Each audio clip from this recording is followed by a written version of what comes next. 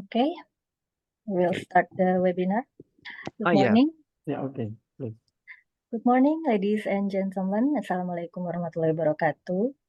It is a great pleasure to welcome you to this webinar series on structural biology with topic the variety cryo-EM techniques, 2D crystals and single particle analysis for membrane proteins, held by Research Center for Applied Microbiology, National Research and Innovation Agency, BRIN. Today, Thursday, May 16, 2024. In this occasion, we are honored to welcome Dr. Ahmad Fatoni M.Eng, Head of Research Center for Applied Microbiology, BRIN. Our speaker, Professor Kazutoshi Tani, PhD, from Center for Computational Sciences, University of Tsukuba. And our moderator for today, Dr. Ria Fajarwati Kastian, researcher from Research Center for Genetic Engineering, BRIN. Ladies and gentlemen, next agenda is singing the national anthem, Indonesia Raya.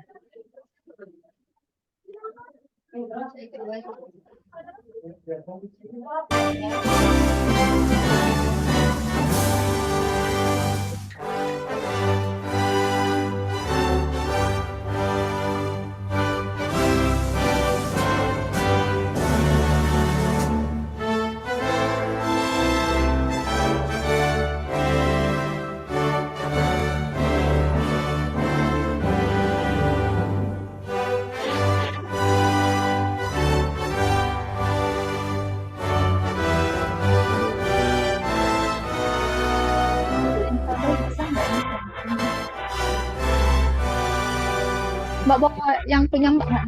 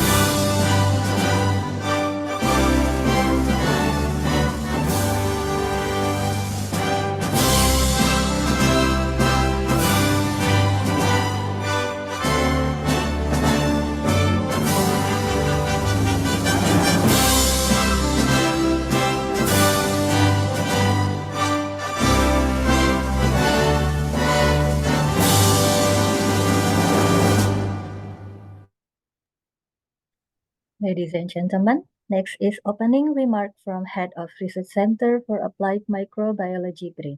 To Dr. Ahmad Fatoni, time is yours.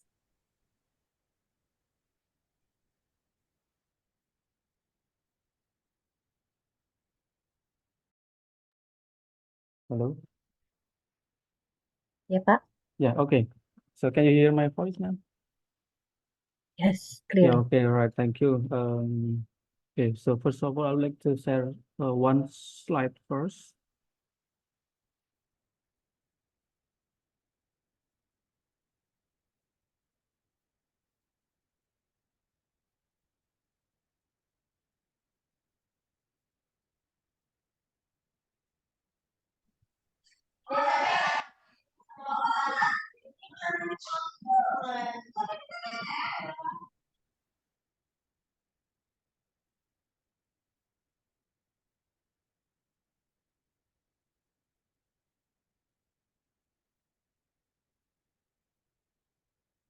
No problem.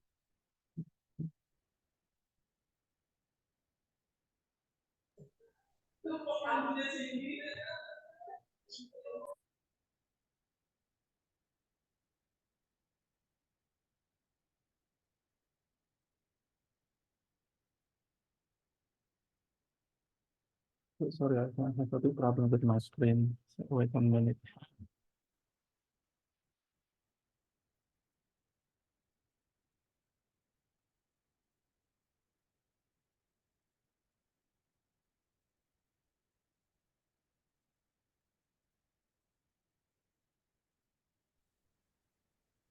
Hmm.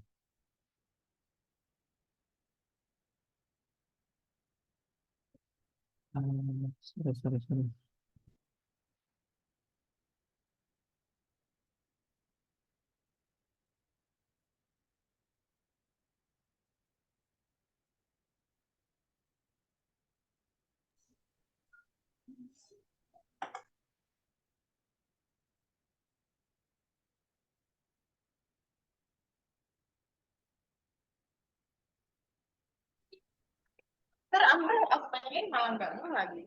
Oh ya. I'm not sure with this display.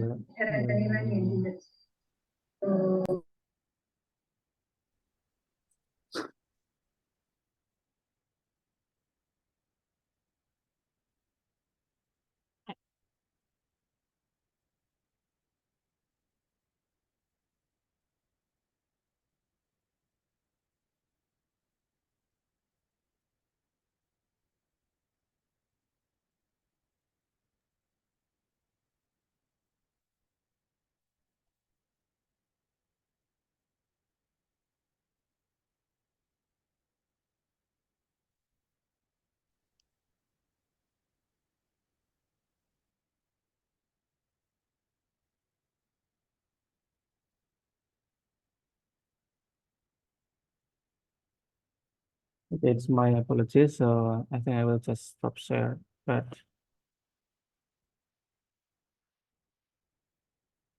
okay, so honorable speaker, Professor Kazutoshi Itani from University of Tsukuba, and ladies and gentlemen, Assalamualaikum warahmatullahi wabarakatuh. Very good morning, everyone. Thank you very much for your attendance. And first of all, I would like to thank Prof. Tani for accepting our invitation in this occasion. This morning, it is an hour to have Prof. Tani. So he's one of cryo-EM expert here from we met last year at Mia University, and we are so happy today that we have Prof. Tani. So he will talk about the cryo-EM technique, one of our main focus now at Green. So for information, Prof. Tani and everyone, that we are going to run the collaborative platform called structural biology. So currently now we have 116 proposal, Prof. Tani, on structural biology topic. So I hope that this webinar will uh, give us more deep insight about the structural biology research, and hopefully with your experience on structural biology research and working with KIM, so we will gain more information. And yes, we would like to, as we discussed last year, yeah, we would like to invite you to bring working together with us here. So I know because you just moved to the new university from here to Tsukuba University, but I hope that this year you can come to Brian, and then we can start our collaboration. And here we have also our researchers from various background and then from different research centers at Green. Hopefully that we can follow up this meeting with collaboration in the nearest future, because yeah, we are going to run the collaboration platform on structural biology very soon in July at the latest, Prof. Tani and everyone. Yeah, so this is our target to speed up our research on structural biology. We would like to have as many as possible, yeah, researchers from overseas who have more experience on this field. Yeah. So everyone, please enjoy Prof. Tani lecture today, and I do believe that so he's the best one of the best one on this field, on cryo-EM and structural biology research. So please have uh, maybe as many as possible your question to Prof. Tani, and then yeah, so please everyone, if you would like to collaborate with him, so we can do the discussion in after the meeting, or yeah, in the near future. Yeah. Okay, I think that's all from me. Thank you very much again, Prof. Tani, for your time. I know you are very busy, but you still uh, allocate your valuable time for us today, and we are looking forward to collaborating with you and your team in Print. Actually, yeah, you in hopefully in September or this year, you can visit us here at Print and working together with our researchers here. All right, everyone, thank you very much again for your attendance, and enjoy the webinar with Prof. Tani. Thank you, and I give the screen back to the moderator. Thank you. Assalamualaikum warahmatullahi wabarakatuh. Waalaikumsalam warahmatullahi wabarakatuh. Thank you, Mr. Fatoni. Ladies and gentlemen, before we start the agenda, we will have a photo session first. To all participants, please activate your camera and for the committee to take the screenshot. I will start count from first slide. Ready? 1, 2, 3. Second slide. 1, 2, 3. Third slide. 1, 2, 3. Thank you. Okay, and I would like to remind to all participants, please fill the attendance form from the link provided by the committee in the chat feature. Now we are going to start our discussion for today, which will be led by Dr. Ria Fajarwati Kastian. So, Mrs. Ria, time is yours. Okay, thank you, Miss Andalusi. Good morning, everyone. Assalamualaikum warahmatullahi wabarakatuh. I am Ria Fajarwati Kastian. I will be the moderator for today's webinar. I am a researcher from the Genetic Engineering Research Group, and I met our speaker maybe last February, yeah, Tani Sensei. Nice to meet you again. But before we hear his presentation, let me introduce you his background. Please allow me to share my screen. Okay.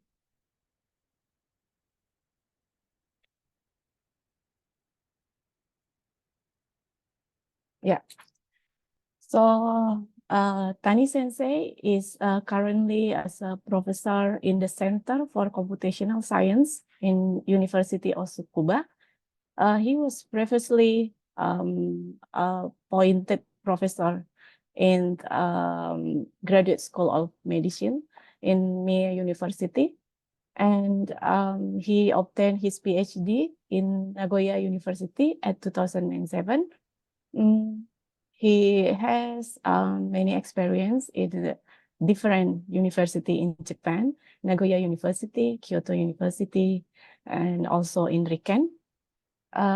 He is the membership of the Japanese Society of Microscopy, the Biophysical Society of Japan, Protein Science Society of Japan, and the Molecular Biology Society of Japan.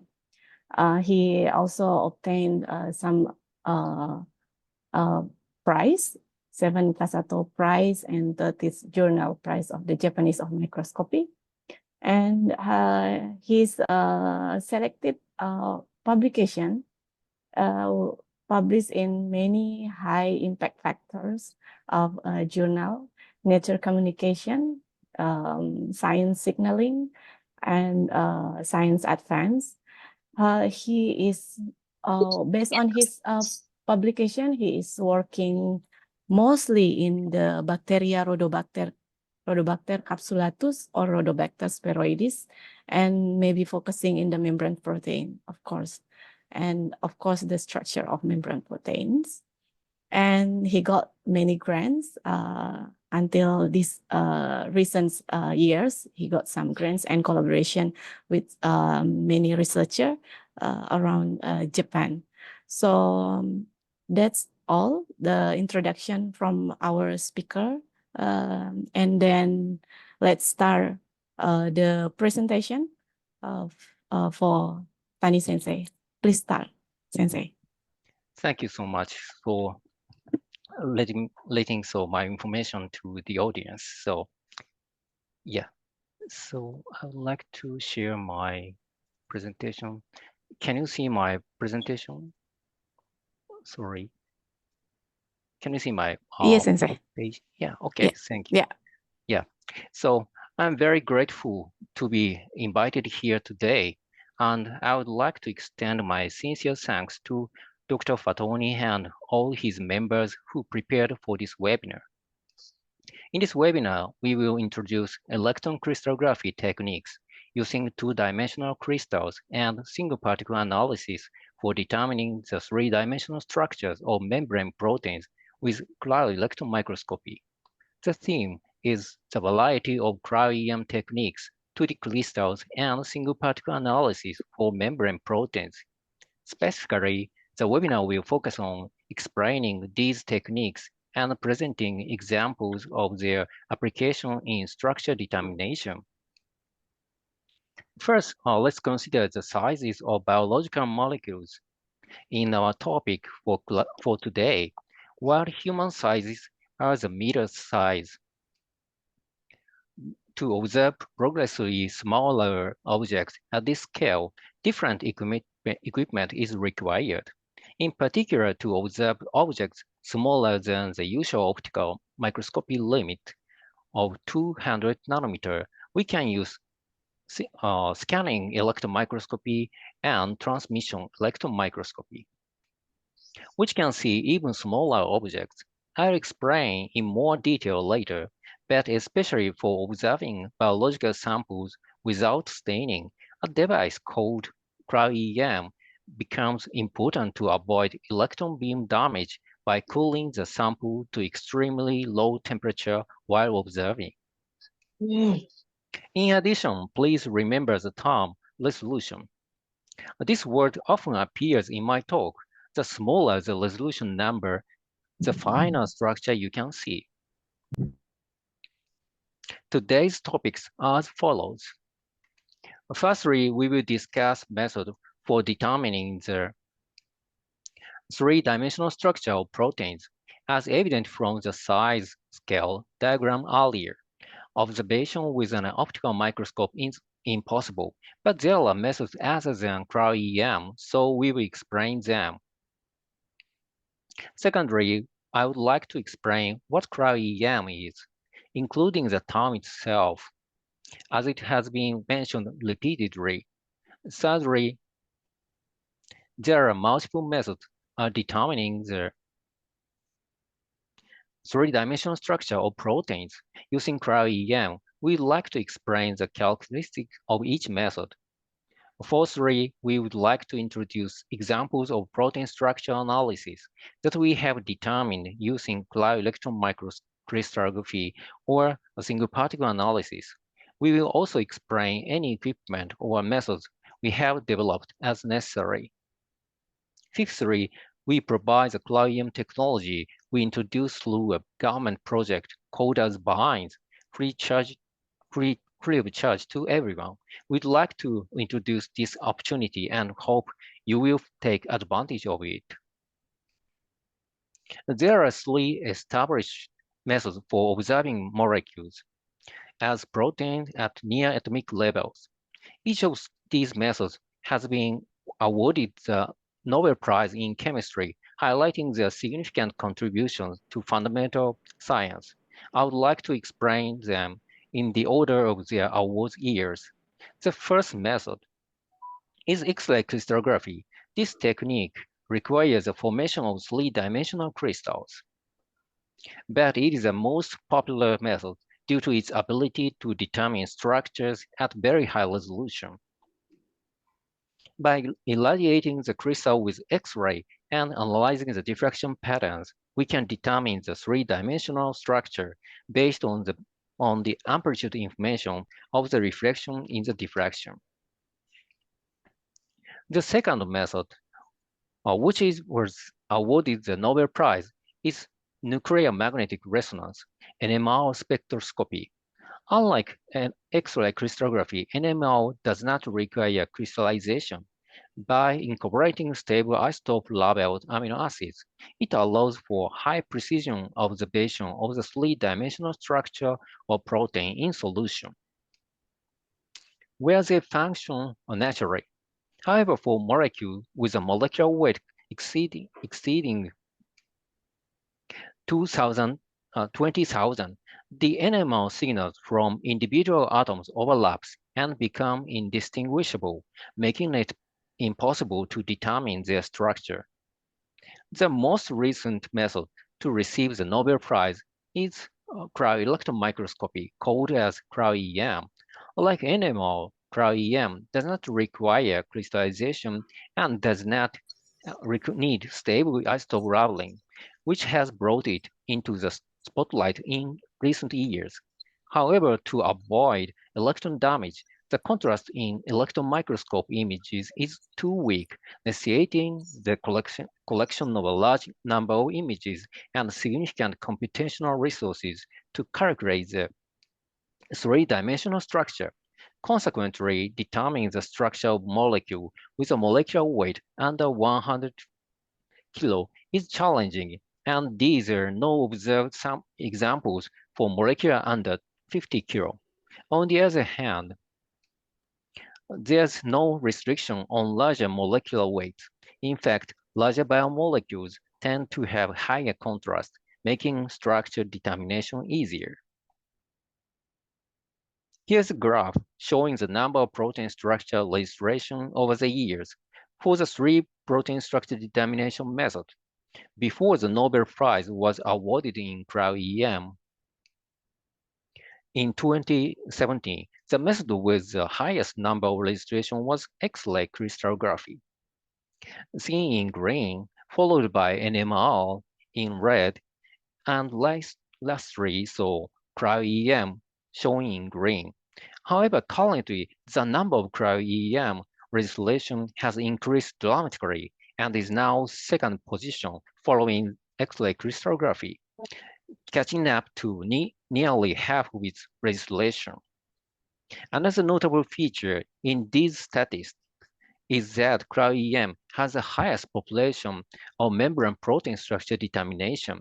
This advantage is attributed to the fact that cryo-EM does not require crystallization and can determine structures of large molecular weight, which is beneficial for membrane protein structure determination. On the next page, I will explain in detail why cryo-EM is particularly well suited for studying membrane proteins. To determine the three-dimensional structure of membrane proteins, it is first necessary to extract the target membrane protein from the biological membrane using detergents.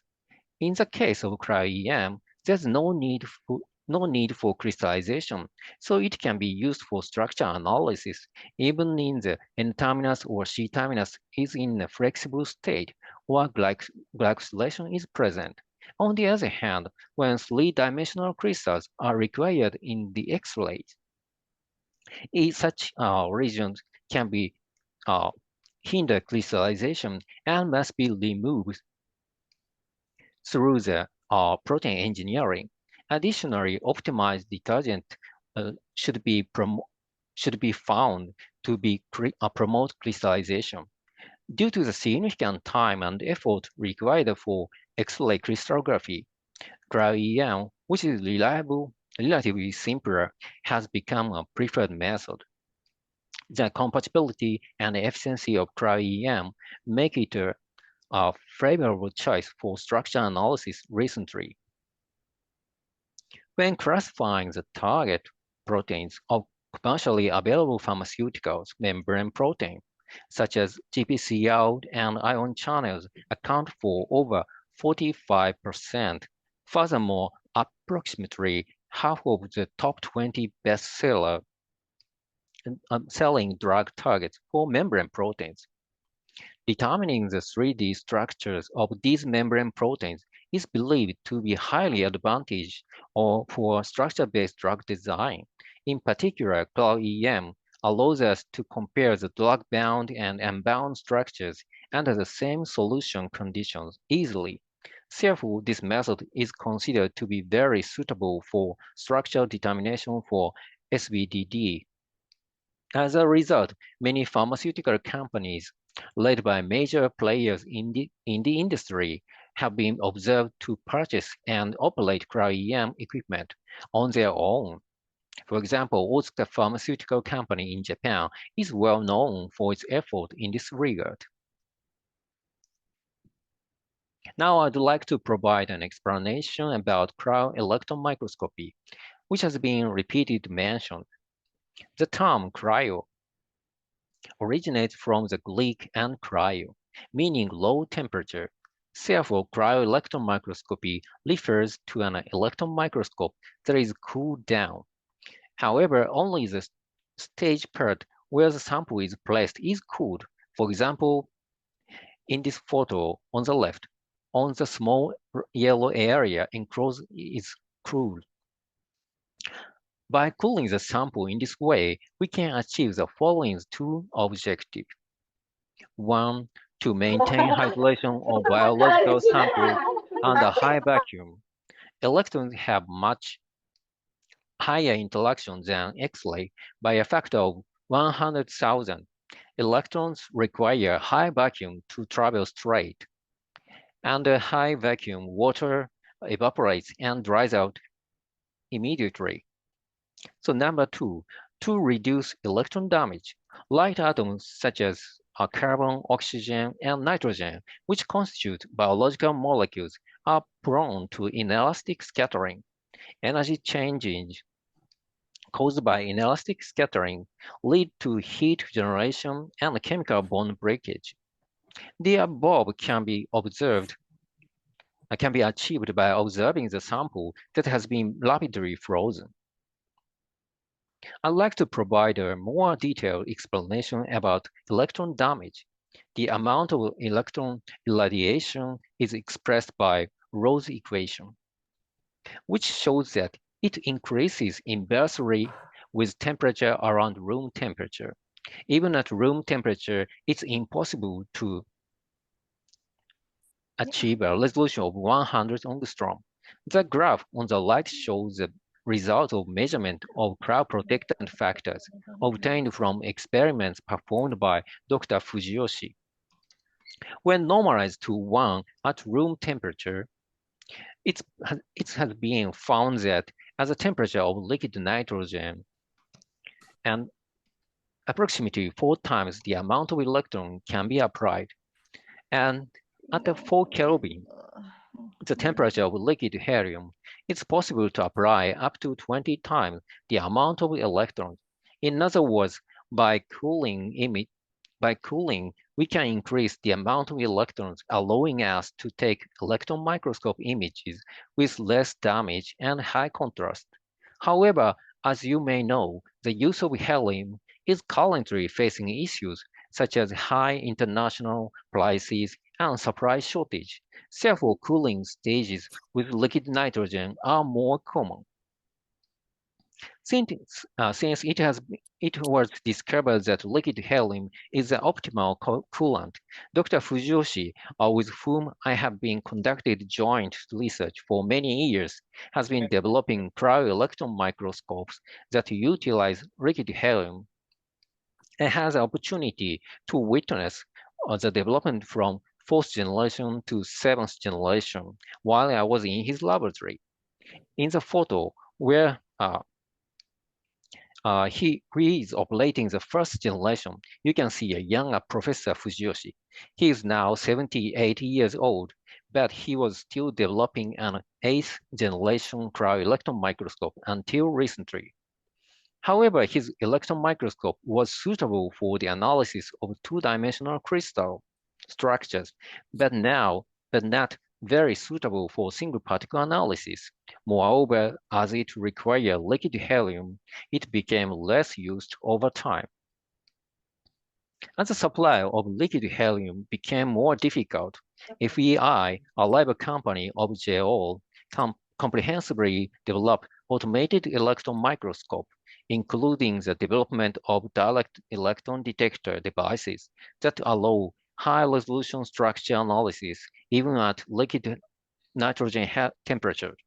They quickly incorporated these into cryo-electron microscopes and sold them. Of course, JO also developed similar products, and from 2015 to 17, we jointly developed a prototype at Nagoya University. This prototype became the base for the cryo-EM, which is currently being sold. It differs significantly from previous Fujiyoshi cryo-electron microscope, with major advancement in automation, particularly in the ability to automatically transport samples. Using the cryo-electron microscope, it's possible to collect data to determine the three-dimensional structure of proteins. However, the data collection method needs to be adjusted depending on the object being observed. There are generally four categories. One, electron crystallography. This method uses two-dimensional crystals or helical objects, like that. Second, single particle analysis. Crystallization is not necessary, but it requires observing monodispersed particles in solution, like that. Electron tomography, by tilting the stage along one or two axes and collecting data, the three-dimensional structure is determined, but the electron damage is relatively severe. Number 4, micro-ED. This method involves tilting the stage along one axis and irradiating electron onto three-dimensional microcrystals, similar to X-ray crystallography, to collect data for structure analysis. In this presentation, I will focus on two commonly used methods for analyzing membrane protein structures, electron crystallography of two-dimensional crystals, and single particle analysis. So as mentioned earlier, there are two main approaches to determining the three-dimensional structure of membrane protein using cryo-EM. Single particle analysis. In this method, membrane proteins are purified from cell membranes or organelles using appropriate detergent and observed directly using cryo-electron microscope. This allows observation of the protein in its native state without the need of crystallization. For the electron crystallography, alternatively, to achieve a state closer to native environment of membrane proteins, because membranes are reconstituted using dialysis to form two-dimensional crystals, which are then used for data collection. If the crystal size is large and well-ordered, electron diffraction pattern can be obtained, allowing high-resolution structure determination. There are examples where resolution as high as 1.9 angstrom has been achieved, such as in the case of water channel aquaporin cell.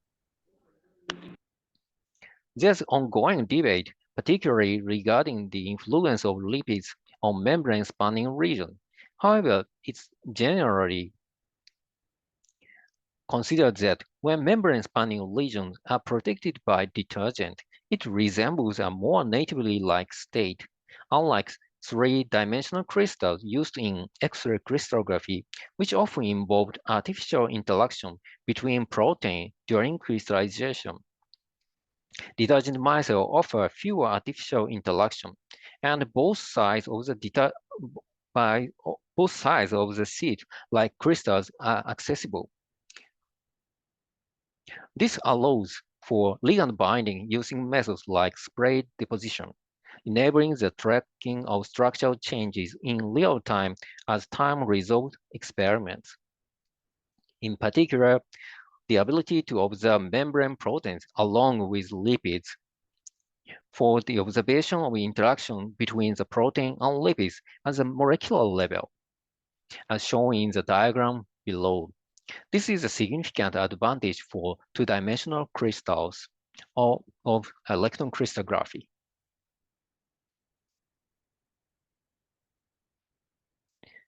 The electron crystallography using two-dimensional crystal has successfully reduced computational complexity by utilizing the repetitive arrangement characteristics of crystals during calculation. The diagram on the left shows a model of a two-dimensional crystal, while the one on the right represents the corresponding model in Fourier space. Real space and Fourier space corresponds one-to-one through Fourier transform. By performing Fourier transformation, we observe periodicity. In the Fourier space, the membrane plane direction of the two-dimensional crystal becomes discrete or lattice points, and in the direction of thickness, without repetition, it becomes continuous lines. Therefore, when a two-dimensional crystal is Fourier transformed, it appears as a collection of what are called lattice lines. Each lattice line continuous information called phase and amplitude, as shown in the diagram on the right. Each mark, such as close and square, corresponds to data derived from one image. Therefore, it more information about the lattice line, particularly along the z-axis, which represent a broader range of thickness information, can be gathered. It becomes possible to achieve high-resolution three-dimensional structure analysis. Furthermore, what is observed in electron microscope is called a projection map, corresponding to the shadowy paths in real space. In Fourier space, the corresponding to the bright cross-sectional plane. Therefore, to obtain information about lattice line along the z-axis, it is necessary to rotate the crystal and to collect data as shown in this animation.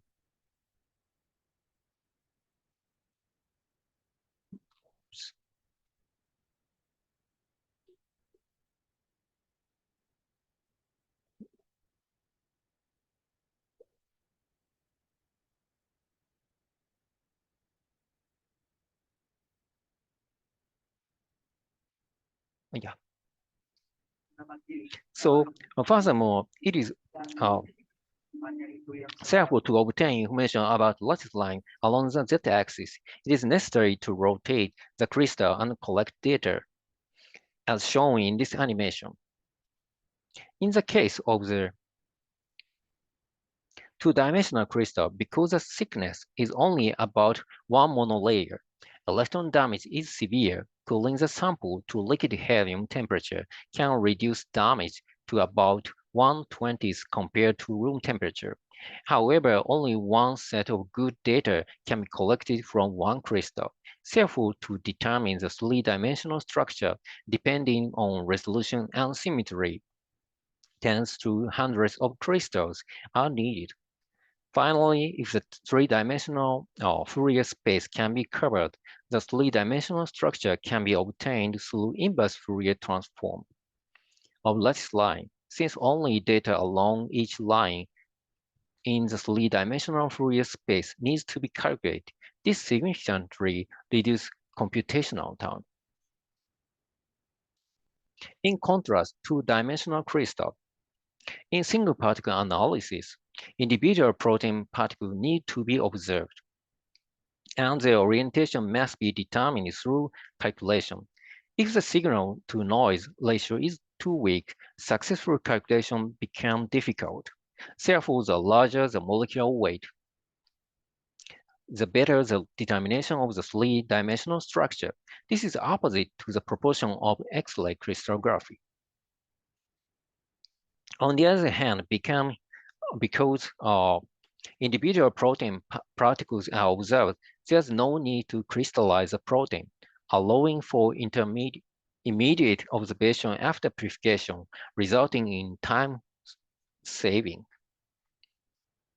I've summarized the process of single particle analysis mentioned earlier. So let's consider why calculation can fail. Or let's assume we have an electron microglass where randomly oriented houses are scattered in a plane. From there, we pick up the projection images of the houses and align them on two-dimensional plane in a certain directions. Next, we classify the same types of projection images into classes by overlapping the object projection images within the same class and calculating the two-dimensional class averages. We successfully emphasize the signal buried in the noise. The next step is to reconstruct the three-dimensional structure from clear two-dimensional class averages. The problem that may arise here is that when the contrast or signal is too weak, it becomes difficult to align or classify them properly. In other words, to obtain the correct three-dimensional structure, the most important factor is whether clear images with contrast, not buried in noise, can be obtained during data collection. In this presentation, I'd like to focus on three representative membrane proteins that we determine in use of cryo-electron microscopy. First, let's discuss the structure analysis result from two-dimensional crystals of the water channel aquaporin 4. Next, the example of structure analysis of gap junction channel derived from nematode using single particle analysis. Finally, an example of structure analysis of a light harvesting complex from an oxygenic photosynthetic bacterium using single particle analysis. Since the discovery of water selective channels, representatives have found in a wide variety of organisms, such bacteria to plant to animals. In 2003, Dr. Peter Agre won the Nobel Prize for discovering aquaporins. Following the celebration, he visited Dr. Fujiyoshi's laboratory and gave a speech at Kyoto University because their collaboration work was achieved with Dr. Fujiyoshi, and finally he won the Nobel Prize. The aquaporin family is further divided into two groups, aquaporins and selectively allow water to pass, and aquaglycerolines, which allows neutral small molecules like glycerols to pass. The aquaporin we are presenting today belongs to the group that selectively allow only water to pass, similar to aquaporin 1, which was the first in the family to have its three-dimensional structure determined by Fujiyoshi's cryo-electron microscope. The aquaporin family comprises about 350 homologs discovered thus far, with 7 of them having their structure solved. All of them are composed of 6 transmembrane helices and 2 short pore helices with NPM motif, a common sequence in the family, forming a structure where it meets from both sides at the center of the membrane. Functionally, they form tetramers, each monomer having an independent water channel that passively transports water accordingly to osmotic pressure. So far, 13 types of aquaporins from aquaporin 0 to aquaporin 12 have been found in humans, and aquaporins associated with diseases, as mentioned in here, are also known. What's the mechanism of water transport without allowing protons to pass has been elucidated through previous structure analysis. So we determine the full-length structure of each isoform is necessary to understand their functional properties in vivo. Therefore, we focused on aquaporin 4, which is particularly abundant in the brain and also known to be associated with neurological diseases, and determined its three-dimensional structure. We were able to obtain two-dimensional crystals from this purified sample that produced reflections beyond 2.8 angstrom resolution. However, analysis of the electron micrographs reveals that the aquaporin 4 molecules are arranged in a single crystal layer, with 2 layers overlapping.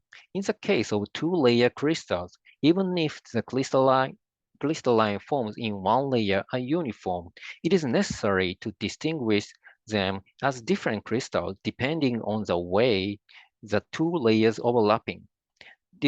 Distinguishing between these overlapping patterns was difficult based on differences in the intensity of deflection patterns, but it could be easily identified using phase information from the electron micrographs.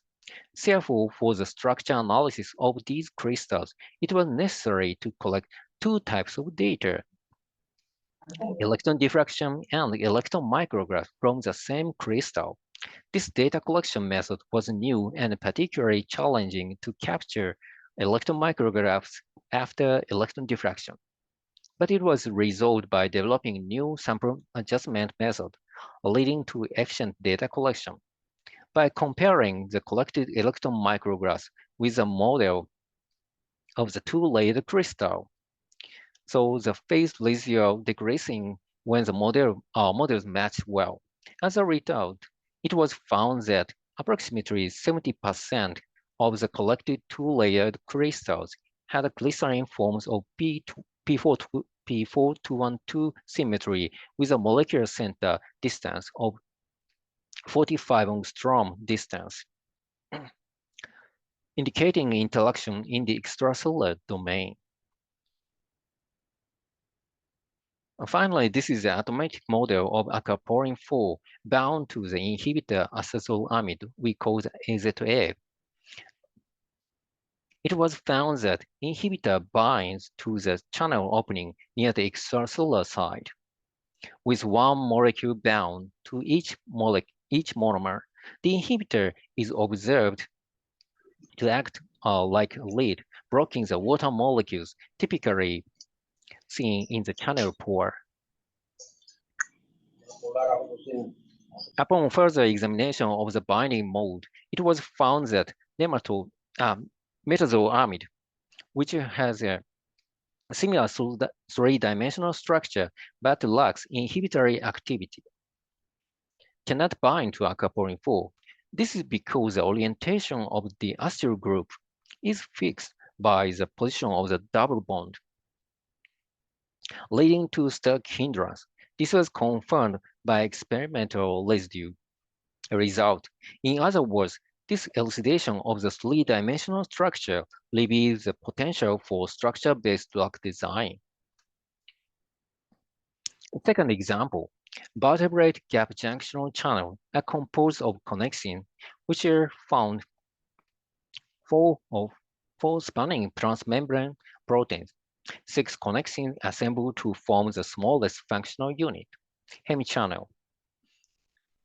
Finally, these hemichannels bind with those from adjacent cells via the extracellular domain, forming gap junction channel, with a total of 12 subunits.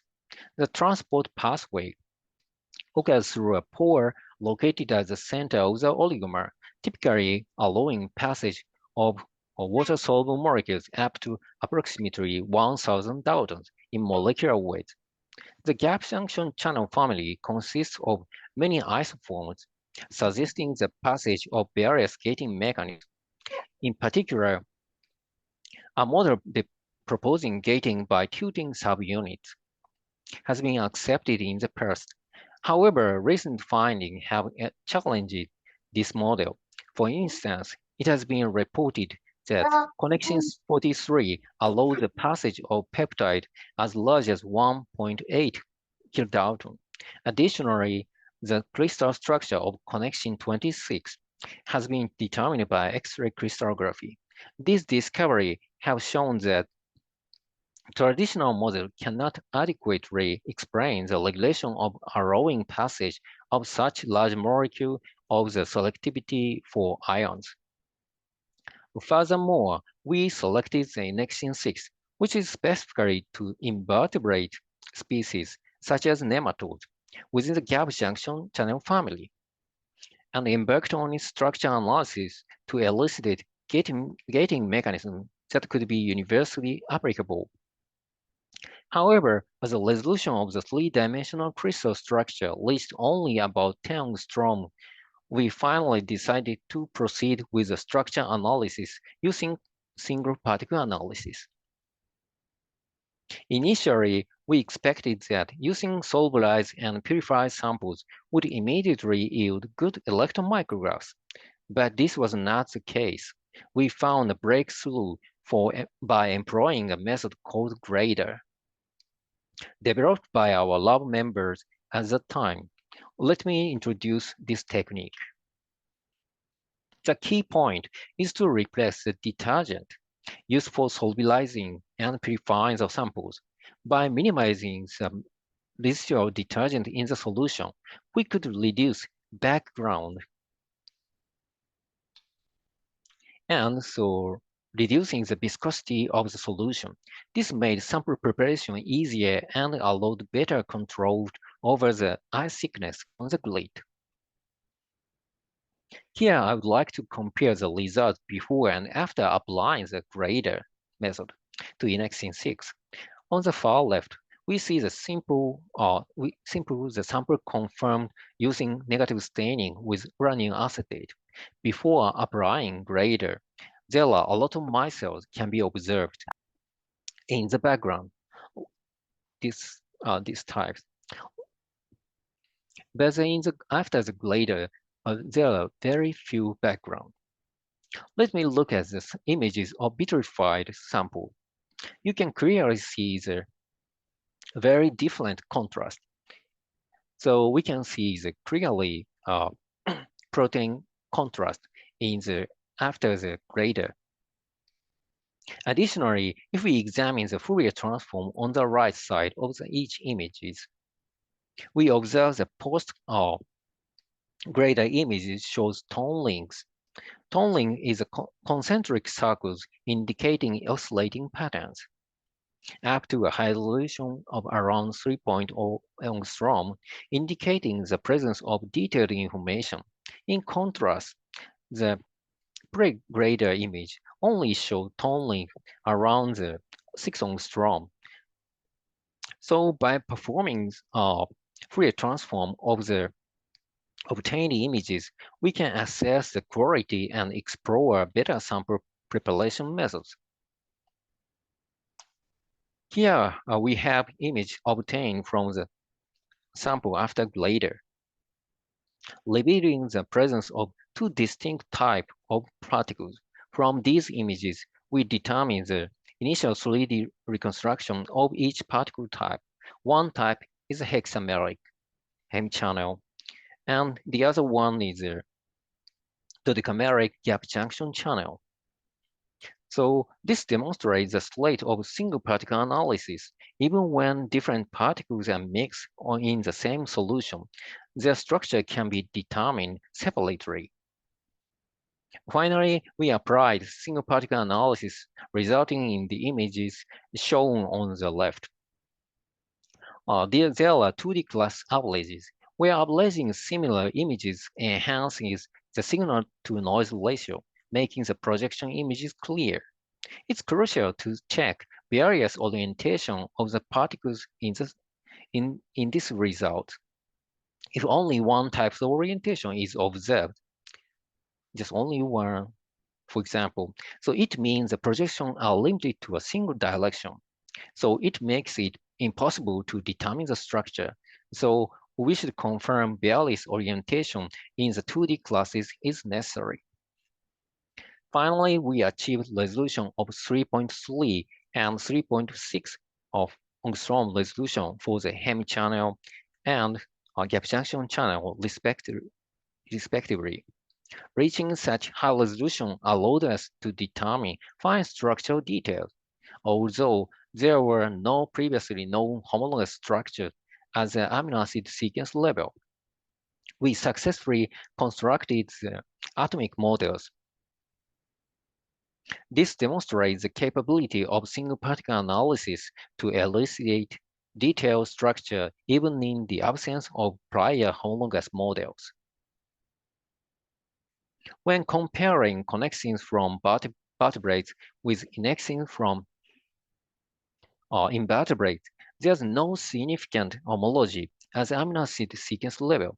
However, the structure comparison reveals an interesting finding. Using a structure comparison program called DALI, we found that their structure are very similar. Additionally, two disulfide bonds in the extracellular domain are almost nearly identical position can be reserved. This suggests that they may not just be a result of convergent evolution, but could have originated from a common ancestor protein. Consequently, it is plausible that they share a common gating mechanism. Based on these results, it became clear that, unlike the previously considered gating model, where subunit tilting, the two lipid membrane layers formed by gap junction channels likely control the opening and closing the channel through a funnel formed by a N-terminus embedded in membrane. This basic structure was almost identical to that of connexin. Therefore, we propose a common model where the hemichannel of the gap junction channel can independently open and close with this plug. This plug gating model can reasonably explain the ability to pass peptide as large as 1.8 kilodalton while preventing ion passage when closed, particularly since each hemichannel can independently control its own N-terminus. Each cell can regulate transport independently, which supports our proposed gating model. Third example. Here's an illustration of a well-known model from photosynthetic bacteria, which do not produce oxygen. It is considered a minimal model with few members contributing to photosynthesis. This process begins with a peripheral antenna LH2 complex, specialized in light harvesting. Next, the absorbed light is transferred to the core antenna complex LH1, and finally relayed to the reaction center, where it converted into electrons. The converted electrons are passed through kinones to the PC1 complex, then further transferred to cytochrome, completing the cycle of electron transfer to the reaction center. In this presentation, we will particularly introduce the three-dimensional structure of the LH1 RC complex, which can absorb light and convert it into electron efficiently. Among anoxygenic photosynthetic bacteria, Rhodobacter spheroides, a purple non-sulfur bacterium, has been particularly well utilized. As listed below, it has been employed in numerous applications, including the successful industrial synthesis of coenzyme Q and 5-ALA.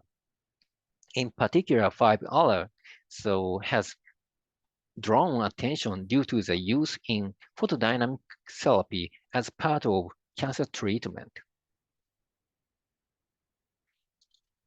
We successfully determined the position and conformation of the protein PAFX within the LH1-RNC monomer structure in orange, which had long been a mystery in the Rhodobacter genus.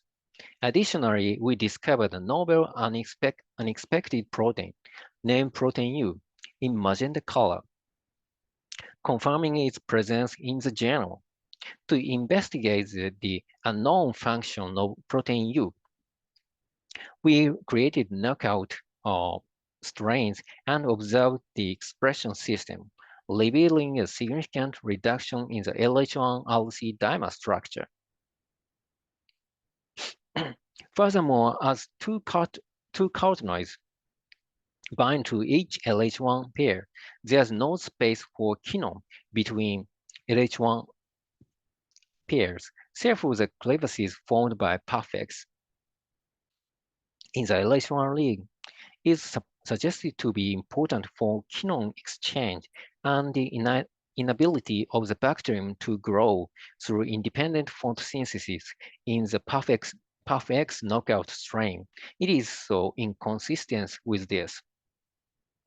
Lastly, this three-dimensional structure was determined using a Taos architecture at an accelerated voltage of 200 kilovoltage, achieving a resolution of 2.9 angstrom.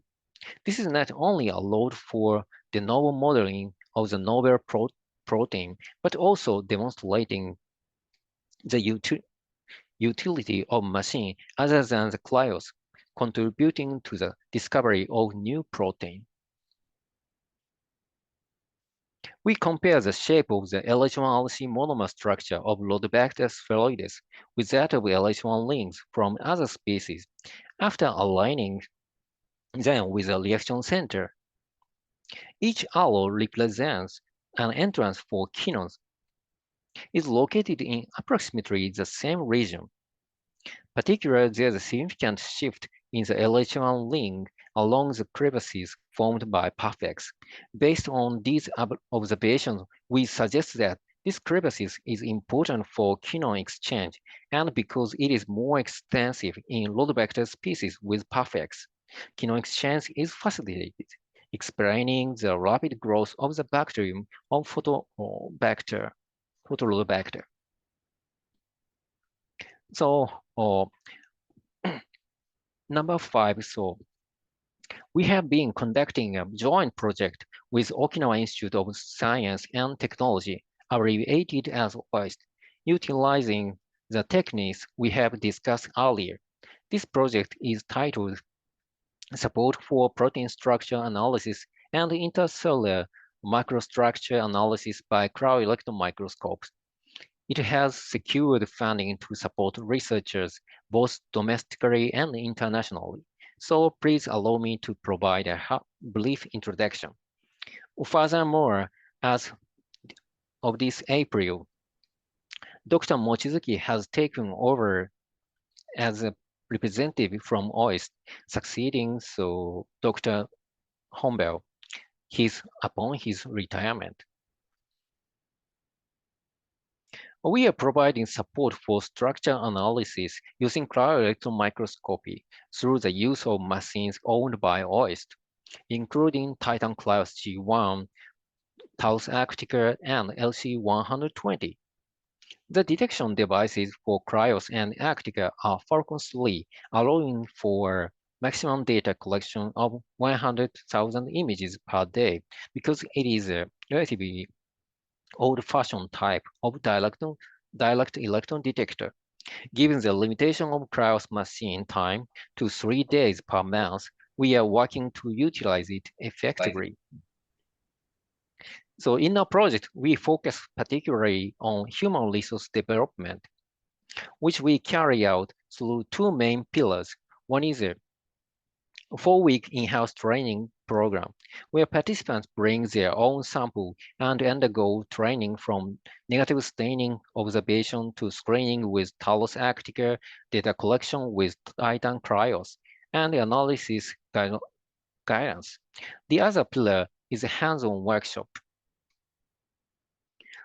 which is a 1-week residential program designed to provide participants with a brief overview of the entire process. In the morning session, our workshop is dedicated to lectures, whilst the afternoon are for the practical sessions. Since English is the official language at OIST, it provides a comfortable environment for researchers from abroad. Additionally, during this period, accommodation is provided at the either seaside house of OIST or nearby hotels, or with OIST shuttle bus circulated between them. During the 4-week in-house training program, for example, participants will bring their own sample and be guided to determine the 3-dimensional structures by the end of the training. During their stay, Dr. Hose and Prover will take care of them. It's a 5-day short-term course where 12 students are accompanied with 20 instructors, each specializing in their research fields, providing guidance. Despite its short duration, participants can learn all of the cryo-EM steps. Many of the instructors in their 20s to 40s and the students are of similar age, fostering expectations for their future interactions. The atmosphere is always lively as shown in the photos. After this lesson, please ask one of the participants from our brains. So I would like to express my deepest gratitude to everyone mentioned here for their guidance and support, which made this research possible. That concludes my presentation. Thank you very much for your attention. Thank you very much, Professor Tani. So now we can continue to the discussion or Q&A session. We can invite the participant from the audience. Maybe is there any question, or you can write your question in the chat box, or you can raise your hand if you want to ask directly to Prof. Tani. Any question? Everyone? Okay, maybe I can start to ask Sensei. So yes, Sensei. So since you are working with the membrane protein, maybe it's quite difficult to handle this protein because of the lipid, phospholipid, integrated with the phospholipid. And maybe it needs a specific or special purification, and also how to choose the detergent or another solution to solubilize this. So do you have any suggestion, Sensei, to how to preserve the protein that it can still keep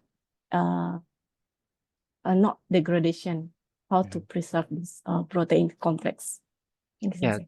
Yeah, that is the most important point. So you suggested. So yeah, because for example, finally we use a grader method, because Inexin is just only solubilized by the OG only at first. But at first we had tried to use LMNG for purification, but all of the Inexin protein will be deteriorated. So at first we extracted using the OGNG, then then replaced to the LMNG. So different type of detergent. So dependent on the protein, suitable detergent is always different. So we should try to many types of detergents. So we need to do like optimization to get this. So in this case, for the grader method that you use for this protein, so this grader method also depend on the proteins, membrane protein. That's true. So in the case of the Inexin, grader is very applicable. So we can get the good result. But we have several experiences to use to apply the grader. So some of the membrane proteins cannot be improved. So grader method is not it's also powerful, but it is not always applicable. I see. So we have to try and error to check whether it's optimized with this method. I see. That's true.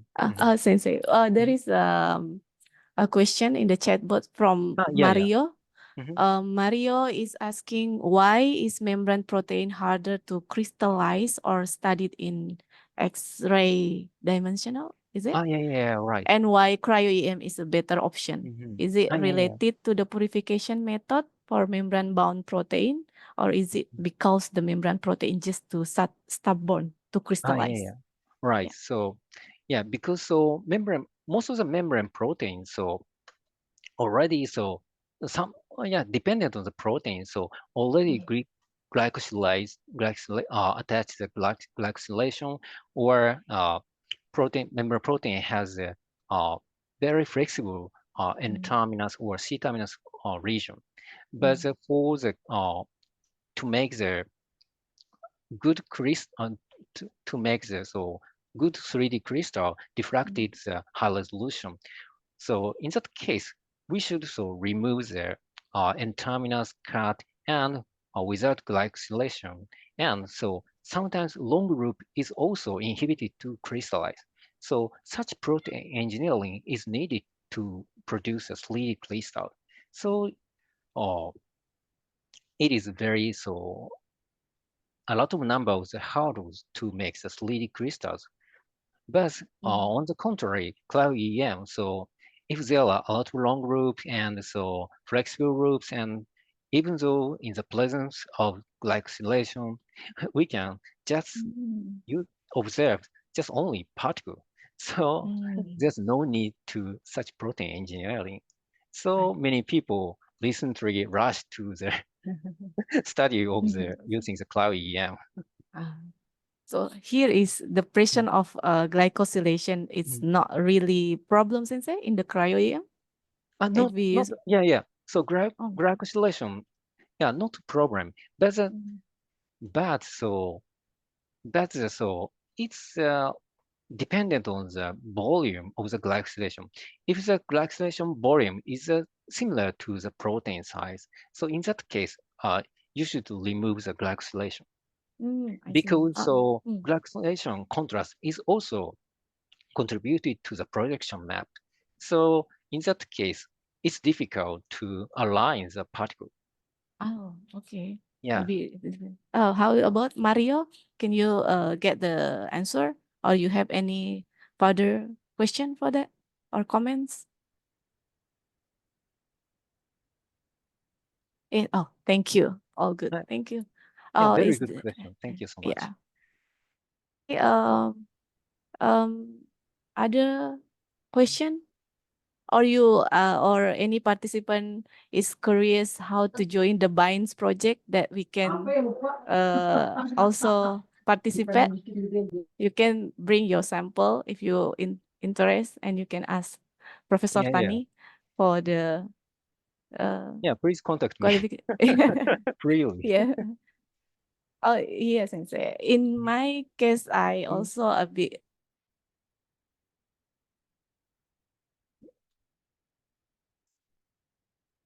Sorry.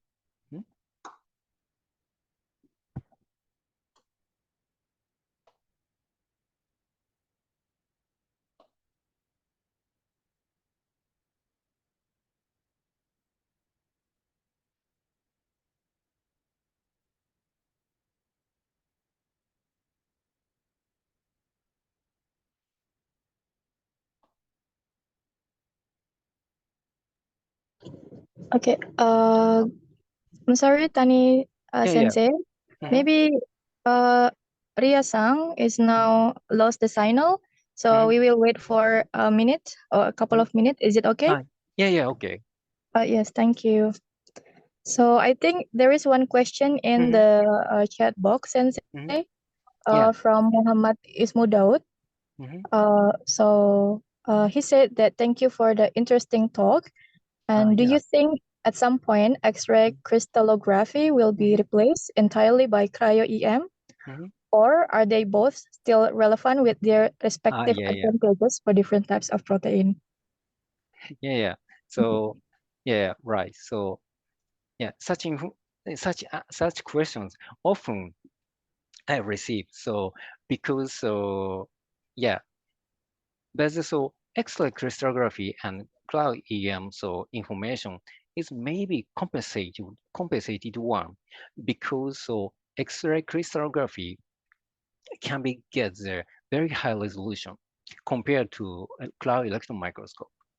So when we want to study, especially to develop the drug design or something, so we need a very high resolution information of the protein. So we wanted to combine the cryo-electron microscope information and X-ray crystallography information to design the drug to design the drug, so to design the rational drug design. So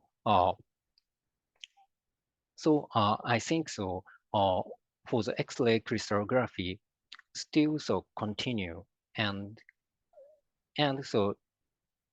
cryo-electron microscope is maybe the second position for the structure determination. Is it? Okay, thank you, Okay? Sensei. Yeah. So how about Bapak Muhammad? Is it clear? Okay, yes. Thank you. Thank you so much. Okay. Yes. I think, is there any other participants that want to ask a question to Tani Sensei? Please raise hand and or chat the question in the box. Okay. My connection is. Oh yes, thank you. Thank you. Thank you, Bayani. Yeah. Thank you. I'm sorry, Sensei. Yeah. The care. connection in the office is not really stable, and then now I can back to the. Yeah, don't upset. So yeah, how is it? Is there any other question? Oh yeah, Mario. Maybe you can ask. Please ask Mario.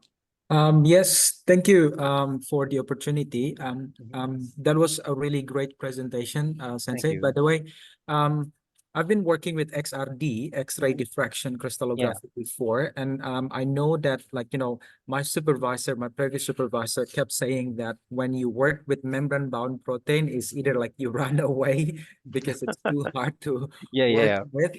Or choose any other project. So when you mentioned about, like, glycosylation and then like how it kind of, like, prevents the process of getting a clear signal of the electron density, etc. Like, is there any way that, like, is it that, like, removal of glycosylation is the only way for X-ray diffraction, and that's probably part of the reason why cryo-EM is actually a better option, because cryo-EM can maintain glycosylation properly, and looping as well as the C loop, the C terminus loop. So what's your recommendation? Yeah, that's true. So I also recommend, so students or researchers want to contribute to the study of the membrane protein structure determination. I recommend to use at first cryo-EM, because according to your story is correct. So because when I was graduated student, so I also try to make the 3D crystals of the calcium pump, because I was my professor. His name is Chikashi Toyoshima. He's in professor of the Tokyo University. He is a famous of the X-ray crystallographer. So for the to determine the calcium pump. Yeah, so it is very difficult time.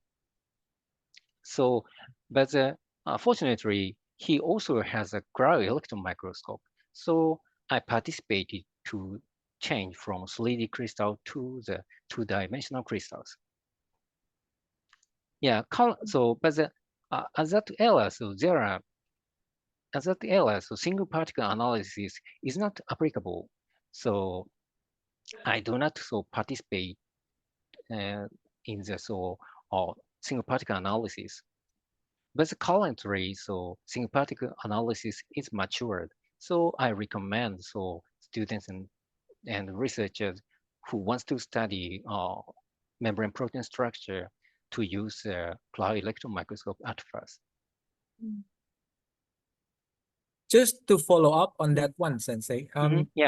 I come from a background of X-ray crystallography, so I've already, like, studied all the protein purification method, as well as, like, how to crystallize the protein, and then you know, taking the data of the X-ray crystallography. If I want to, like, you know, at the moment I don't think Indonesia we have the facility for X-ray crystallography, and then at the moment BRIN at the moment is kind of like in developing the cryo-EM. So if I want to switch direction more from XRD towards cryo-EM, do you think that is also, like, you know, the possibility is there, or like will there be any big learning loop or learning gap that I have to fill in, or is it going to be quite, like, you know, easy or smooth sailing? Well, yeah, that is a very good question, because recently in Japan, so many X-ray crystallographer changed to X-ray crystallographer to the cryo-EM microscopist, because so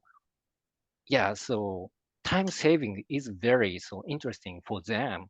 So yeah, judging from their attitude from outside, so it seems to be very easy to change.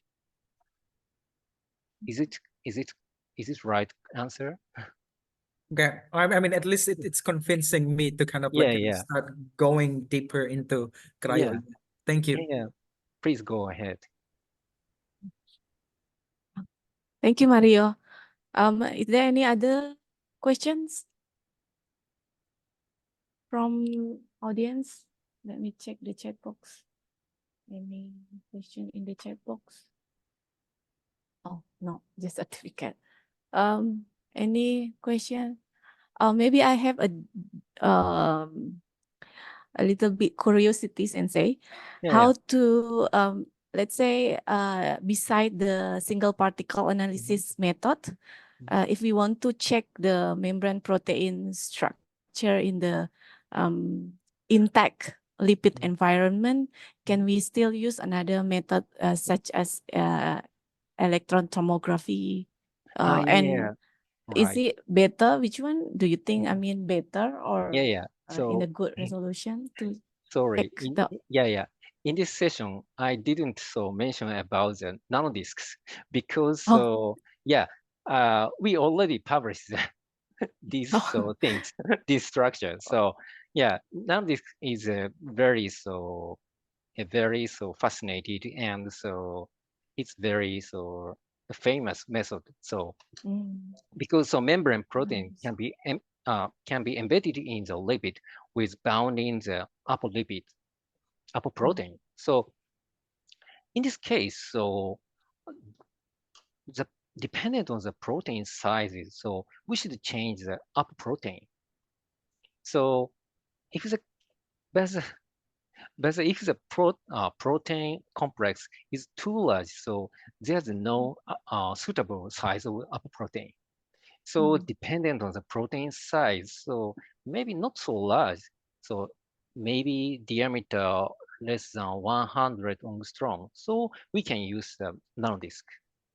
Oh, nanodisc. Yeah, but the more larger one, so it's not applicable to nanodisc because there's no such up proteins to make the large disk. Also, this nanodisc also can be used for the single particle analysis method. That's true. So it means this is the last one.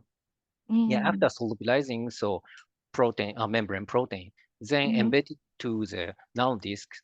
So after using the biobeads, so extract the residual detergent, so we can get the nanodiscs, and so in the absence of the detergent solution. So it's very easy to handle to make the grid. So I recommend if we make some program to record the good to make the good grids, to make the good crystal under the in the presence of detergent, you should try to use the nanodisc method. Nanodisc. I see. Yeah. Okay. Thank you very much, Sensei. Any question? Maybe it's still not really familiar with the membrane protein, Sensei, but maybe Mario is the one who were working with this protein. Okay, if there is no, oh yeah, we have one question. from Nicholas. So in terms of studying protein interaction, what information need to be considered for choosing the methods among XRD, cryo-EM, and cross-link mass spectrometry? Which one do you think, Sensei?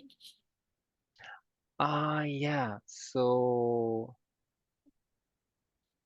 yeah, it's a little bit difficult. So question to answer.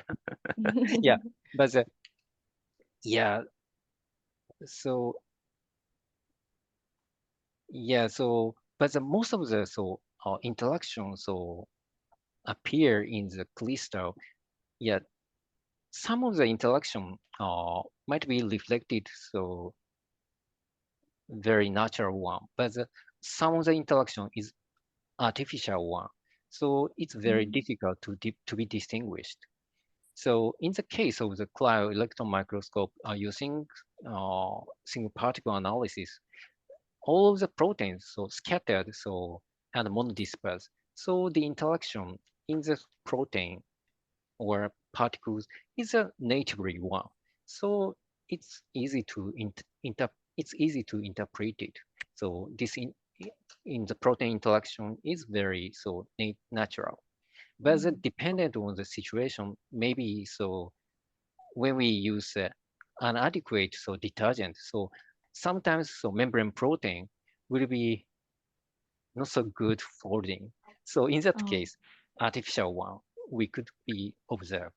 So we should always take care of the natural or unnatural, dependent on the regardless of the method.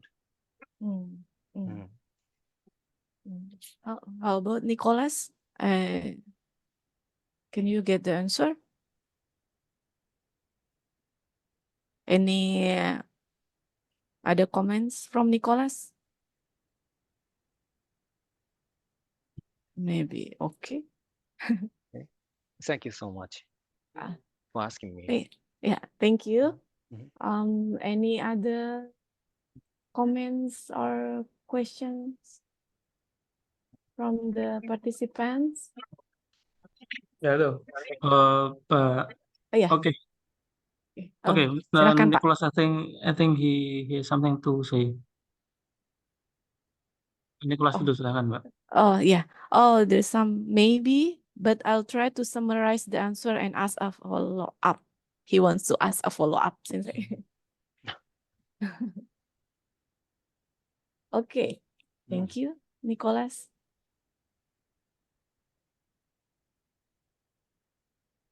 Okay, we can move to Pak Fatoni. Maybe you have something to say. Okay, thank you, Prof. Tani, for very nice talk. But I would like to ask about the in-house training that you offer to us, Sensei. So could you please maybe a bit detail about the training that you offer either in Tsukuba University or in OIS, and also maybe later on, could you also please provide us some detail, like a brochure or module, what kind of topic that you provide, because we have another scheme, another scheme that also allows us to send some researchers to your institution for short training on this cryo-EM. Yeah. Oh, I see. Thank you. Thank you so much.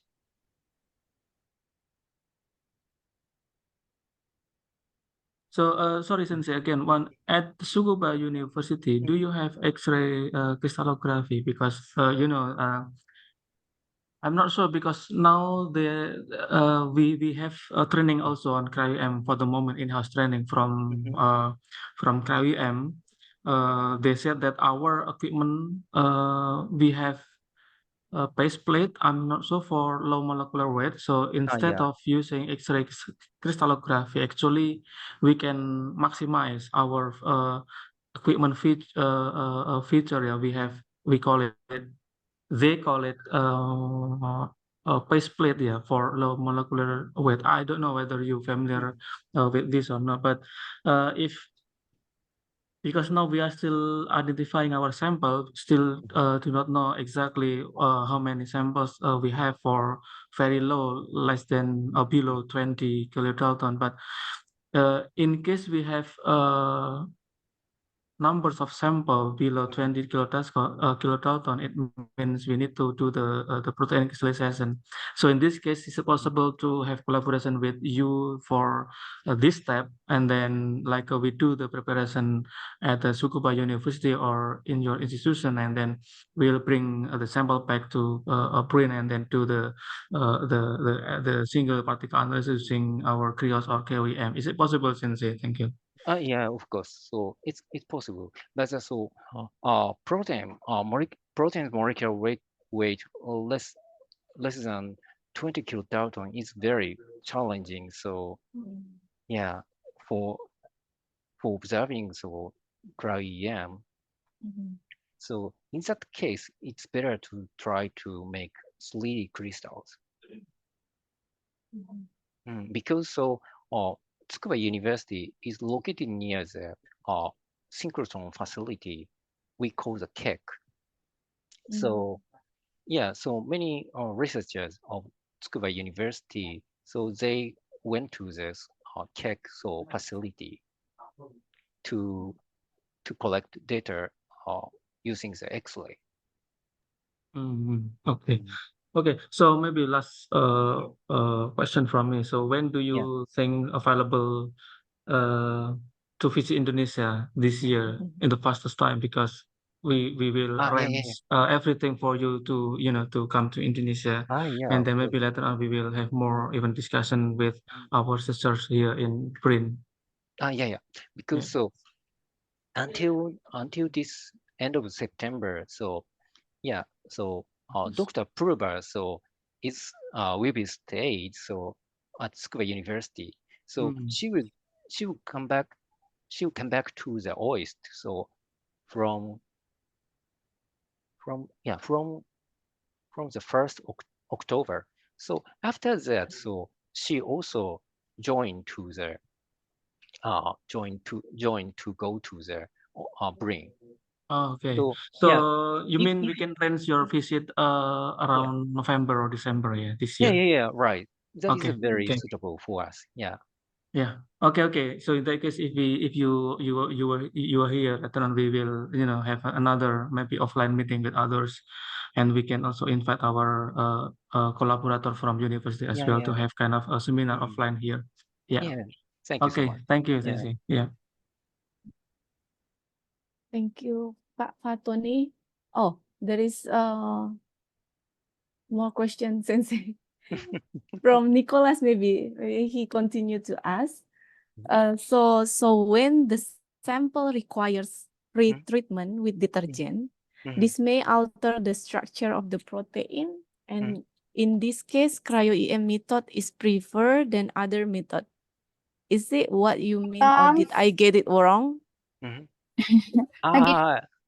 Yeah. So something it depended on the protein. So yeah, it's difficult to say correct answer.